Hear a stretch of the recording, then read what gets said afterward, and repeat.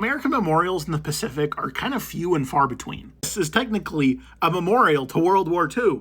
It's an anti-aircraft gun from the Japanese in the Aleutian Islands. But that's not really a monument. There's no plaque or anything. Meanwhile, the Japanese, they built this crazy contraption out in the Aleutian Islands, and they say it's like for peace and like could apply to both sides, but really it's the Japanese building memorials across the Pacific, and they have so many more, and they're much better maintained than the American ones. Part of this is a lot easier for them to get out there. Right, they're an island in the Pacific, there's other islands in the Pacific, so they can get out there easier. Versus like what the US has is the little tiny thing. We got the big World War II one in Washington, D.C., and there's more in Europe, but there's just not very many overall in the Pacific. And the ones that are there really aren't maintained. There's some better ones, like this one's from MacArthur, that's pretty cool. And like this one, but I think this one was built by the Filipinos. And there's different levels of disrepair, right? And I think a big part of this is that there's just not a lot of tourism for Americans going out in the Pacific. It's hard to get to, their flights are way more expensive than if you want to go see World War II sites in Europe. And then because of the lack of tourism,